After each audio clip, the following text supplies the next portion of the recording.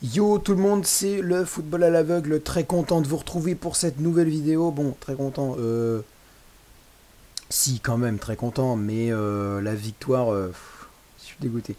Alors je suis dégoûté, qu'est-ce qu'on peut retenir de ce match? Déjà on va rappeler le score pour ceux qui n'ont pas vu. 4-2 pour Grenoble sur le terrain de Guingamp, ouverture du score de Amine El Ouazzani pour Guingamp à la deuxième minute de jeu. Égalisation à la 43e de Jordan Tell, le 2-1 marqué par Mathias Féton, l'ancien Guingampais, à la 48e. Ensuite, égalisation à la 57e de Baptiste Guillaume, donc Guingamp revient à 2-2. Mais derrière, 83e, Jordan Tell pour son doublé. Non, attends, 83e, c'est Joris Correa. C'est Joris Correa 83e et c'est 89e, Jordan Tell pour son doublé. C'est cruel parce que Guingamp, avant le deuxième but de Tell, a eu une occasion de revenir à 3 partout, mais même au-delà de ça, même avant qu'il y ait 3-2, Guingamp a quand même dominé beaucoup. Guingamp à 2-2 a réussi quand même à se créer plusieurs occasions. Quand il y avait 2-1, c'était beaucoup plus compliqué. Guingamp, il n'y avait clairement rien à se mettre sous la dent. Après le 2-2, ça a été beaucoup mieux. Je trouve que Guingamp a récupéré cette confiance qu'ils avaient perdue en prenant le but de Féton, qui fait un peu mal aussi parce que Féton, c'est un ancien Guingampais, donc ça fait un peu mal. Moi, je connais ça vu que je suis supporter de Paris, qu'on se prend tout le temps des buts d'anciens de chez nous, je connais, mais ça fait mal. Hein. Ça fait mal, surtout que Mathias Féton, c'est quand même l'un des joueurs qui m'a fait le plus chier de quitter. Je suis peut-être pas français, mais en gros, vous avez compris. C'est le joueur que, quand il est parti, ça m'a fait l'un des joueurs qui m'a fait le plus chier quand il est parti.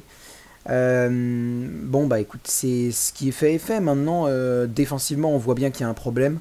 Clairement, on voit bien qu'il y a un problème. On a pris 4 buts sur les 4 véritables seules occasions de Grenoble. Je vais pas dire que Grenoble a eu que ces 4 occasions-là, mais on n'en est pas loin. Clairement, Enzo Basilio a pas eu grand-chose à faire de plus, à part un moment où je crois face à Sanyang, il a failli se trouer. Je suis pas sûr que c'était face à Abdeli Sanyang, mais en tout cas, il a failli se trouer monumentalement à un moment. De manière monumentale, mais monumentalement ça se dit pas. Oh là là là. Mais de manière monumentale, il a failli se trouer de manière monumentale. Euh, bon, finalement, il n'a pas pris ce but-là, mais c'est dommage parce que Guingamp menait avec 1-0 but de Amine El Ouazzani, qui a encore claqué un but. Ah, bon, déjà après 2 minutes de jeu, c'est un fait notable, mais en plus, deuxième titularisation consécutive pour lui, deuxième but consécutif aussi. Il a claqué un but à la 47e face à Amiens mardi dernier. Là, il claque un but ce vendredi face à Grenoble. C'est la fin d'ailleurs de la phase aller, hein, j'avais oublié, mais c'est la fin de la phase aller de Ligue 2. On passe maintenant à la phase retour. Je sais pas quel match il y aura dans une semaine, il y aura rien parce que c'est la Coupe de France, mais dans 2 semaines, je sais pas qu'est-ce qu'on aura comme match. Mais c'est dommage, c'est franchement dommage, c'est cruel, je trouve, parce que Guingamp, tu m'aurais dit, déjà face à Amiens, l'égalisation amiennoise est cruelle. Déjà pour moi, il y a 6 points qu'on pouvait gagner cette semaine, on loupe 6 points.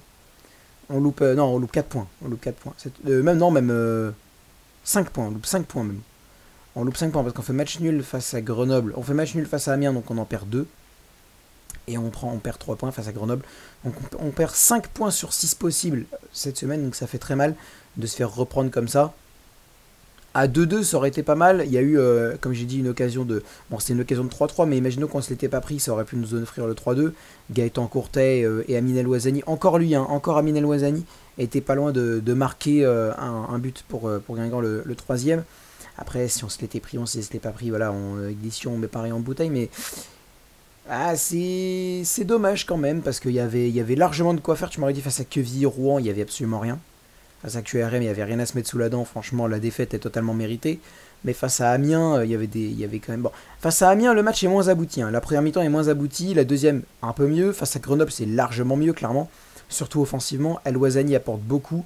Baptiste Guillaume a marqué son premier but en Ligue 2.